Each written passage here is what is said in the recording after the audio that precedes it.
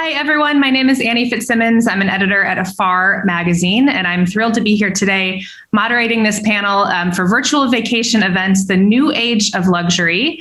I'm actually in a very luxurious suite, the Royal Suite at the Lanesborough, moderating this panel. So it's nice to be here. And I'm going to introduce our wonderful panel. So we have Valerie Wilson, the chairman and CEO of Valerie Wilson Travel. Hi, Valerie. We have Michael Johnson, the president of Travel Edge. Anne Scully, a partner at Embark Beyond, and Angie Licea, president of Global Travel Collection. So hi, everyone. Hello. Morning. Hi there. Good afternoon, good morning, wherever we are. So the point of this panel really, we're going to talk about kind of the power of travel advisors, which I think we all realize quite well. But for those of us who, might not know, why do you think that they've become even more important to luxury travelers as we emerge from the pandemic? Valerie, I'll start with you. Why do you think they've become more important? Well, I'm a total advocate of a travel advisor because you can't do it alone. You're not the expert. The advisor is the expert. They have traveled to these places. They know the contacts. They want to share the knowledge. They want to share the experiences. And now more than ever, you need to talk to a travel advisor just to know what's open and what's closed and what borders are closed and which ones are open to travelers. So I can't imagine traveling without an advisor. Yes. And I always say, it's hard because advisors have had to become public health experts, right? So it's been an interesting. Well, we're not just public health experts or become one. We're psychologists, psychiatrists working with every one of our travelers all the time to just talk out whatever's bothering them or what they're thinking about or why this is happening, et cetera. Yeah, definitely. Angie, what about you? Why do you think they're more important than ever? I think emerging from the pandemic, I think for all of us, right, on the panel, we're going to see a new wave of success for our travel advisors. They're top of mind.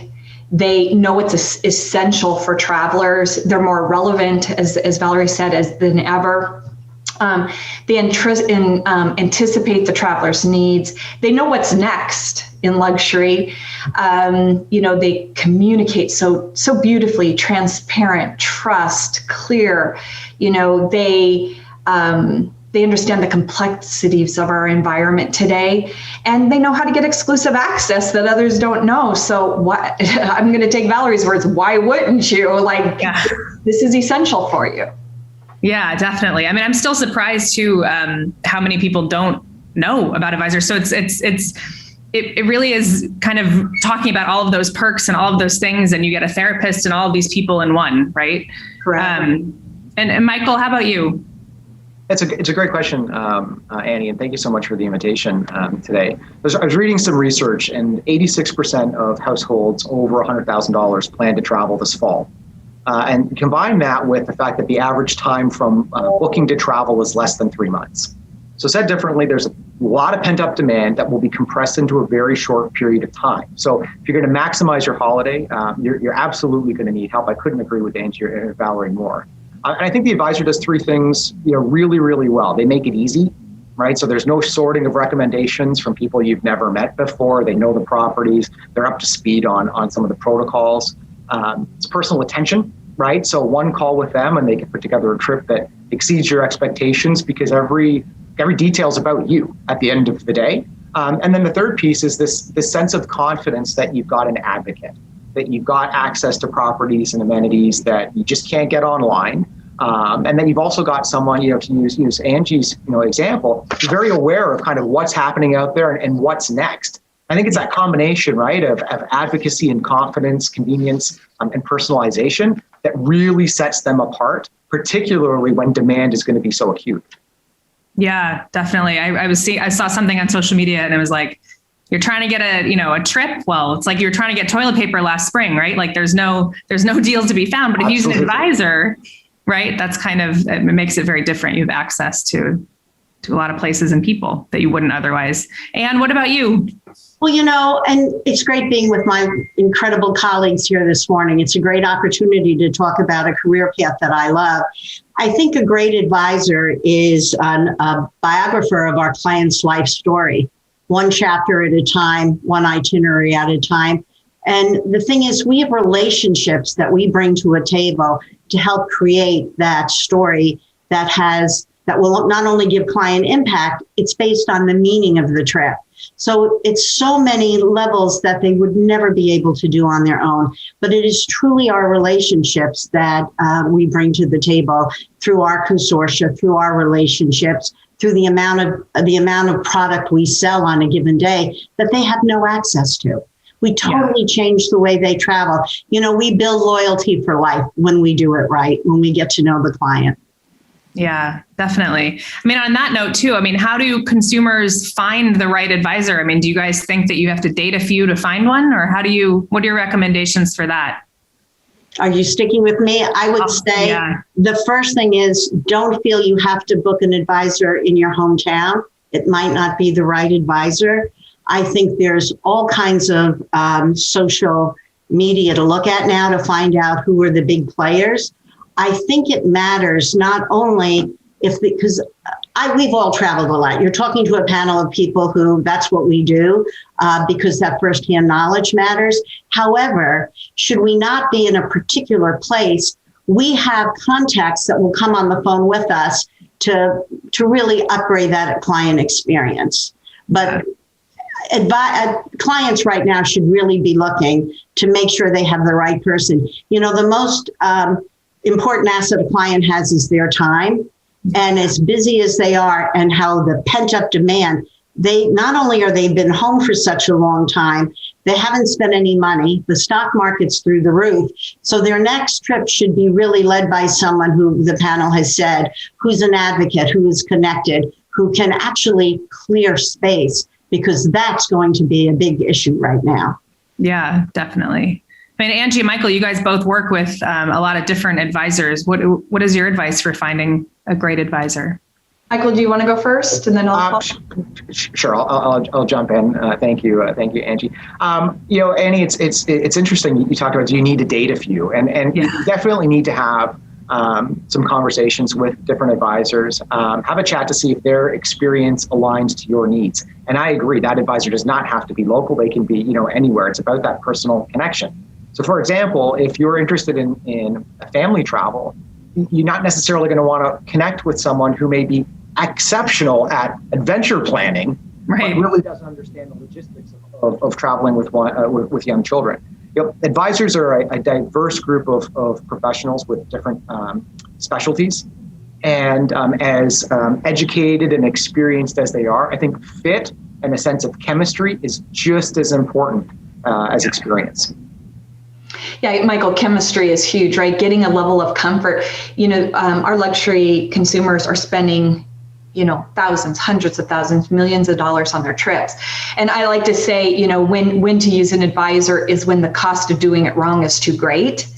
And the other piece of it is finding the right advisor for you. For all four of us, we have advisors that have a variety of specialties. And I think the unique nature of our environment is, advisors will also refer other advisors, right? So if somebody doesn't have a specialty, they know who has a specialty in that market or that destination. Talk to your friends and family and find out who they're using. You don't go to a doctor or a financial analyst or to a personal trainer on a whim, right? Yeah. You research nothing. It's not different with a travel advisor. You want to make sure that you're researching, make sure that you get this level of comfort that the person has familiarity with where you want to go. You don't always have to use the same advisor for every single trip. I think some people feel loyal. That's beautiful to feel loyal, but it's not necessary, right? And keep in mind that, you're looking for an advisor that's organized, discreet, tenacious, somebody who's working 24/7 and doesn't matter what the request is, they're going to figure out a path for you, right? Those are the advisors you want to seek. Valerie, do you have anything to add there? I think I would add that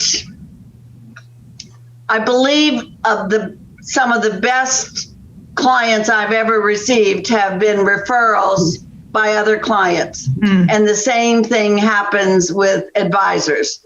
We cannot proclaim to know everything happening around the world. So we all have specialties. And within our organizations, if we don't know it personally ourselves, I'm the one who often says to a client, I've never been to that destination, or I haven't been there in 5 years. Let me check with one of my colleagues in my office who was just there, and they'll give me their thoughts on what you can do, what you should see. So I firmly believe in the referral process, both as a client and as advisors. Yeah, absolutely. And I mean, I want to touch on luxury for a second too, because it's such a word that's been overused, right? But we all know what it means, right? Or do we? For a luxury traveler, I always think it's access, it's personalization. It's not the price of a room night, right? I mean, for you guys, what is luxury travel kind of as a baseline? I guess Anne or Valerie. Yeah, go ahead, Valerie. Let me start with it since I finished the last one. I would say that the most important thing is to know your client, to talk to them about what they consider the best travel experience they've ever had, or what is their favorite restaurant around the world, or what do their children like to do. And from there, you can get the feeling and the instinct to do the right thing for them. That makes sense. Anne, what about you? What is luxury? Well, first of all, luxury isn't a trip designed for 1,000 other people. And there's a lot of that out there. It's the Rome, Florence, Venice. That's not what we do. Luxury is the pillow-to-pillow moments based on what that client would like to be surprised with, things that would elevate the meaning of their travel. But I always think if there's 9 people on a trip, a great advisor gets to know all 9, because all 9 should come home thinking that trip was designed just for them. You can't just talk to the decision maker. You have to really dig deeper than that. And things have changed. The fact that people haven't been anywhere for a year and a half, none of us are experts on destinations anymore, because we don't know what that new world and how those openings, there's going to be a lot of soft openings. We're going to have to luxury may be lowering expectations and realizing if they're going back to a favorite hotel, it may not be fully staffed right now. People are having a very hard time finding staff. But I just think a good advisor listens to a client to get that emotional impact, because there should be those wow moments.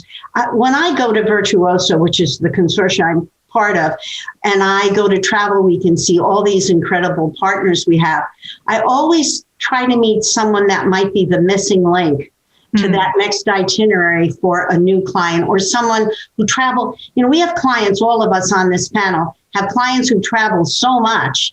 Trying to surprise and delight them at times can be very, very difficult. Valerie's shaking her head. And I think the new thing right now is going to be security. People and safety. We're really, in Embark, we're even looking at companies now for large families to have proper security. There's an incredible amount of wealth in the world right now. Yeah, definitely. I mean, you touched on something too. If you have a trip with 9 people, I mean, I know a lot of families would really connect to that, right? Because you're like, I love my mom, but I don't want to travel with her because of this, right? Or whatever it is. And I think that's a really, really good point. And also on the security, definitely. Everyone wants to get there and get back safely in all ways, right? Michael, what is luxury to you, luxury travel? Well, that's a great question. And I couldn't agree more with what's been shared. I think how we define luxury is very different, individual to individual, and it can be also very different, the same individual trip to trip. Yeah. So it's the work up front and really trying to understand. And so, I'm not interested in defining what a 5-star hotel looks like, I think we're beyond that. In this world, luxury is about a sense of confidence. It's about attention to detail. Yeah. And really, it's about making it easy. The last year has been so complicated and just, so tense and stressful. I think people are looking for a solution that is customized to them and their circumstance. And I think that's luxury more importantly than, the quality of the tile or, right. The quality of the bedding. Oh, At least so for right. our customers, like that's an expectation. Mm-hmm. It's the attention to detail and the customization and the making it easy that I think will separate a good advisor from a great advisor. Yes, I love that. Like turning on the iPhone, you know what to do, right? Like it's easy, right? I think that's really, really important. Angie, anything to add? Well, I would just say that what could be luxury for the future could be different than any of us even imagined, because hoteliers, resorts, private villas, they've had a lot of time to think up and dream over this past year. Who knows what's going to come out in the future, what luxury is going to be. We all might be surprised when things start to open up. Offerings that didn't exist before might be there. So I'm going to be interested where this goes for the future. Definitely. Well, and that kind of leads into my next question. I'd love to start with you. What other resources can consumers turn to find the right advisors aside from people or word of mouth? I mean, is there a technology or a website that they can go to? Yeah, I mean, I think we keep in mind, right, that, travel advisors pioneered luxury lifestyle, right? And so these are experts providing content, providing information from their travelers. Luxury can work from anywhere. It's a digital traveler role. They have access to so much resource today. You don't have to just rely on the word of mouth. There's a lot of publications out there that are luxury. There's websites that are luxury. So, don't just rely on your neighbor, because again, what your neighbor wanted may not be what you wanted. Yes. Right? Yes, definitely. Any other resources you guys want to mention? I think connecting, leveraging social media is really important as well.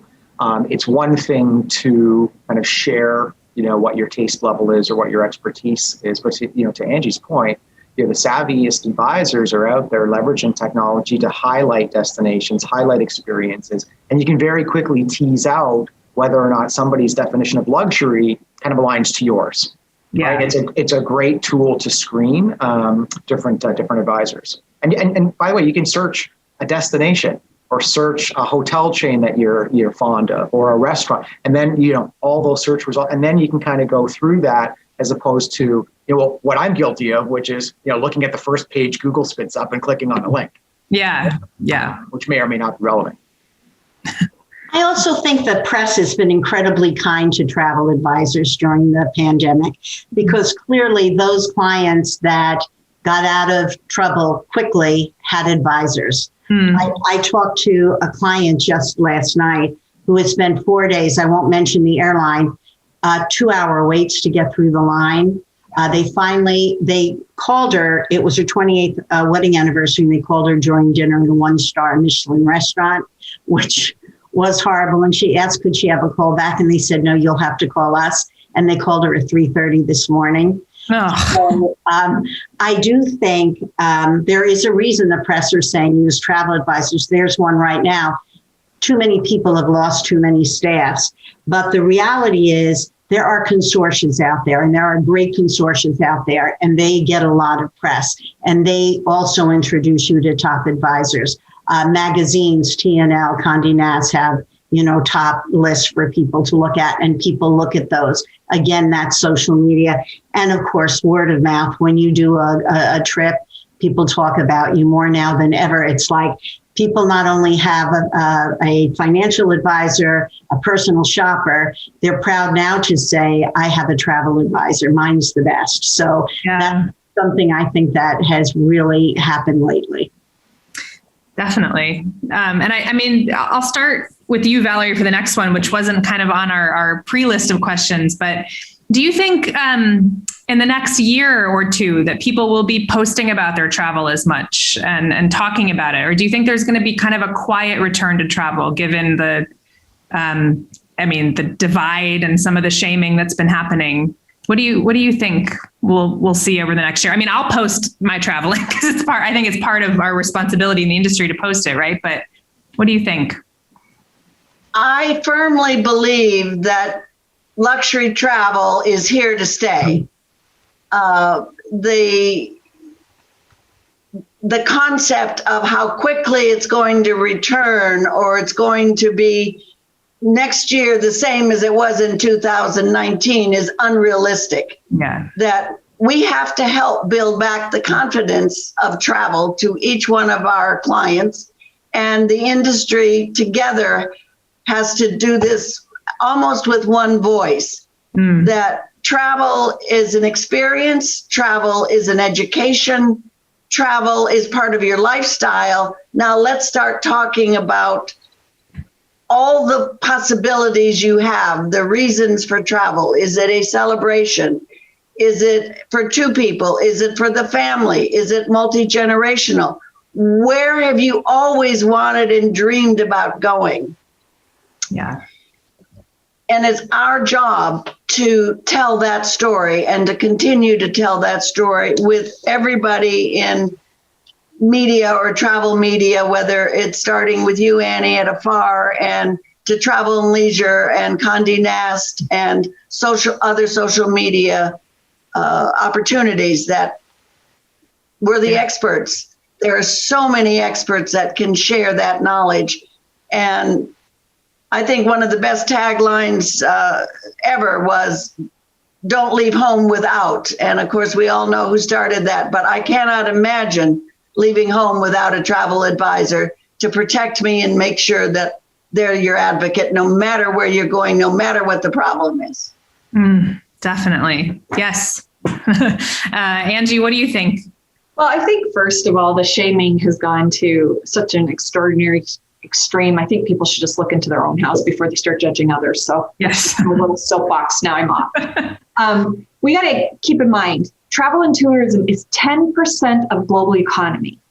It is our responsibility and every consumer's responsibility to help our world recover, and they can do that through travel. Yes. Right? So post the hell out of it, right? Yeah. Share with people where you're going. Let's get this economy back on track. We're 10% Yeah. global economy, right? Yes. Let's not be afraid to share. If we've gone, I just got back from Syracuse, not the sexiest place, right? I got back from Syracuse yesterday, you know what? And I was so glad to actually just be out Yeah. and go somewhere. I've been talking about it nonstop this morning.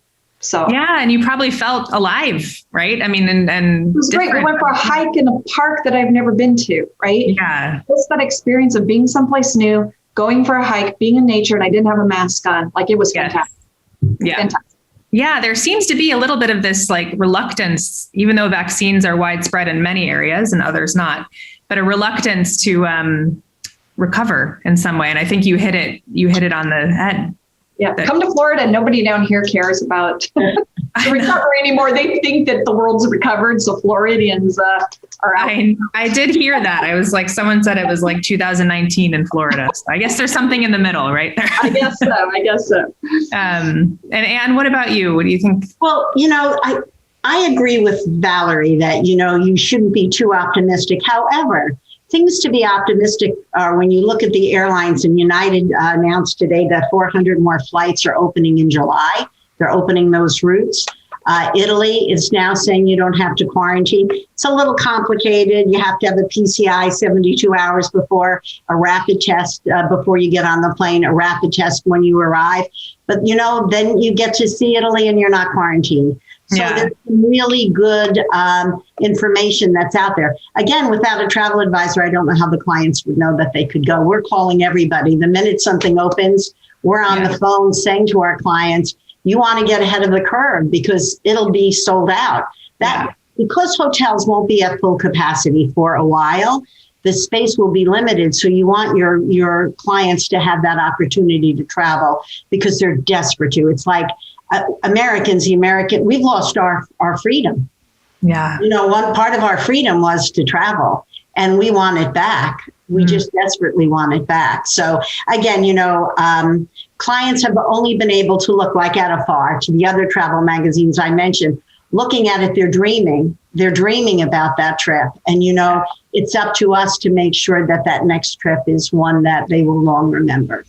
Yes. And I mean, Anne, you've talked a lot about Europe. I feel like people are just like, it's like their birthright to come to Europe, right? It's like, we can't believe that Europe is. Yes. Plus, I want to see you in London. I know. We got to have tea. My cousin, I have my cousin is a pilot over there. I want to go see him. Michael, anything to add to that kind of travel shaming conversation? Yeah, you know what? I think there was a point in time where, travel shaming, although I never agreed with it, I kind of understood it in the sense that, people were concerned that it, appeared tone deaf as things were being locked down and there was general fear. The flip side of that coin, though, is I think that, as vaccine distribution really ramps up, there is this desire to share joy. Yeah. So I think that as people get out there, they will absolutely be sharing, their experiences. Not only because it's sharing that joy, but it's also, I think, to reassure family and friends who may have said, hey, are you sure you want to do this? That, hey, everything's okay. Yeah. So, I agree, it'll be interesting to see how demand returns. Again, as things stabilize and there's less uncertainty, I expect bookings to really continue to ramp up. But those that are out there, I think will share and we'll do so proudly. Yeah, definitely. Well, let me ask you guys for a little bit of inspiration for people who might be thinking about where they want to go. I'd love to ask each of you a hotel that you can't wait to get back to, and kind of an insider tip or a few tips from that destination to kind of take us to a different place right now. Like I'm in London at the Lanesborough, and their afternoon tea is amazing. That's not very insidery, but something like that, a hotel that you really can't wait to get back to. Who should I start with? I'll start with you, Angie, because you're right there on my screen. I'm going to take a little bit of a different approach. What I did is I talked to a couple of advisors because people are probably less concerned where I want to go and more concerned with the experts. So I'm curious where you want to go too, but no, I totally. Well, I'll go to any place that anybody else here mentioned. Yeah, exactly. Not only has the pandemic happened, right? But there's also been a lot of world crises. And when you look at the wildfires in California, and she said, her absolute favorite hotel in the world was the Meadowood. But it was yeah.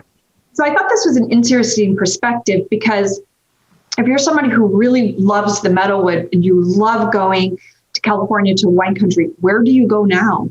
Right. Yeah. And so she says, insider tip, private cottages at Carninos with the private jacuzzi and the fire pits and the vineyards not normally open to the public. She said, I can't wait to get them back to that part of the country. So I think as the world looks at how we are shaped now, there's been a lot of things beyond just the pandemic that have impacted us in a year. It's our travel agents who work 24/7, day and night for our consumers. They're the ones who can tell you where to go if your place is not available, it's been damaged, whatever the case may be, closed maybe. So definitely, yeah, no, that was so tragic about Meadowood. So I think they're rebuilding, but I don't know what when or how. Well, and that's the other thing, an advisor will know. Yeah, exactly. An advisor will know. So. And Valerie, what about you? Where can't you wait? Where do you want to go? Well, I think several of you know that my two favorite places in the world are Paris and Venice. And I am greatly looking forward to getting to both of them, hopefully this summer or into the fall. But I never go to Paris, even if it's in the winter, that I don't go down for my special chocolate ice cream cone down at Bertillon, which is in the Ile Saint Louis. And of course, now they actually distribute it in some fine restaurants in Paris. But I will never forget that first exposure, probably 40 years ago or close to 40 years ago, being taken to this little ice cream shop that's now become world famous called Bertillon. Yes. And as to my favorite hotels, first of all, I don't have a favorite hotel anywhere in the world. I have many favorite hotels, so much so that I'm working on my third book about my favorite hotels around the world. And this time it's going to be a 3-book edition of almost 600, where I can still remember when I wrote my first one, it was maybe 200 hotels. But the important thing is to share those stories and share the experiences and be able to tell the difference between this hotel or resort with the one next door or one a few blocks away, because every property has its own personality and style. Yeah, definitely, Valerie, I have your book, so I'm very excited to hear that you're working on another one. And I mean, definitely, it's hard. Like in Paris, for example, I won't name the name, but there's a very famous luxury hotel that I don't like, right? So it is part of, you have to know why. I mean, to me, it doesn't feel like there's any soul, but I think exactly what you said, knowing the difference between all the hotels is so important. Michael, what about you? It's a great question and something that I've been thinking about. For me, I've got a lot of favorites, as Valerie shared, but with 3 young kids, it's not about me as it is, as any parent would know, about them. So it's not so much the destination or the property, it's the experiences, right? And I think about our last trip to Europe, watching my 8-year-old boys play with wooden boats in the pond at Luxembourg Garden, or watching them enjoy gelato in Piazza Navona, right? It's soaking in the local culture. And each one of those experiences was made better because I had the opportunity to focus on the memory. I didn't have to worry about the logistics. Yes. And you can see people out in the piazzas, the kids are having fun and mom and dad are trying to figure out how I get from point A to point B, or where I'm going next, what does that look like?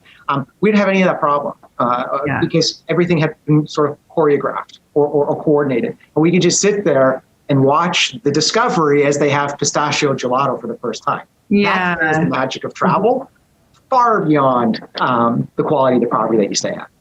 Yes, definitely. And always having a wet wipe, right, to clean off the pistachio gelato after they eat it. And what about you? Where are you going? Where can't you wait to get back?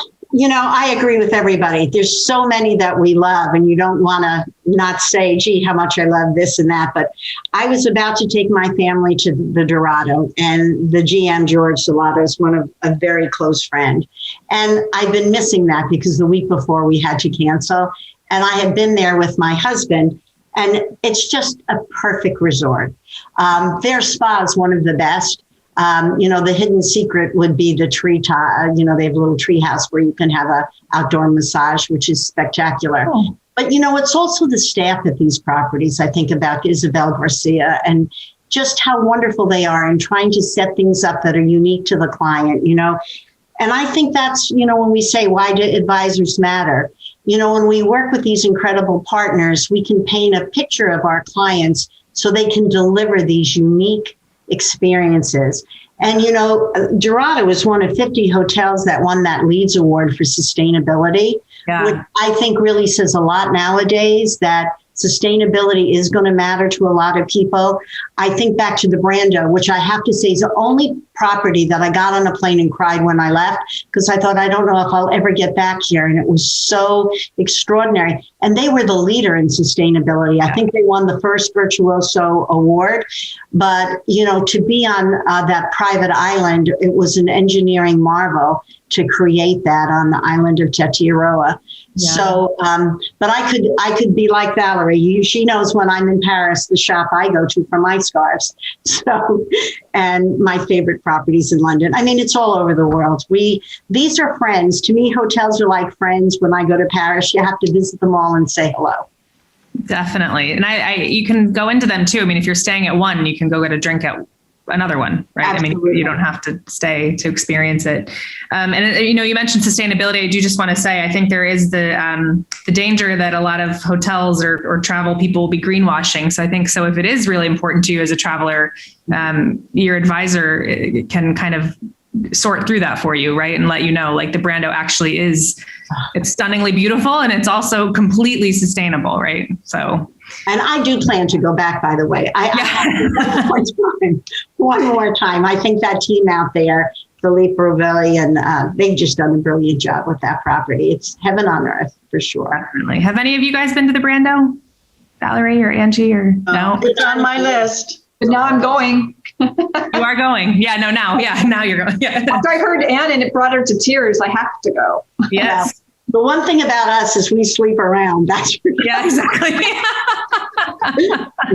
Speaking of dating, right? Yeah. Well, awesome. Well, thank you guys so much. I would like to close it now. Thank you. And urge everyone who's watching to go to the exhibition floor and visit the luxury travel suppliers like hotels who have booths so you can kind of dream about where you're going to go next. So, and you can also, of course, look at all the other panels we have and speakers. So thank you guys so much, and hopefully see you somewhere around the world soon. Great. Thanks, Thank you so much, Annie. everyone. Bye.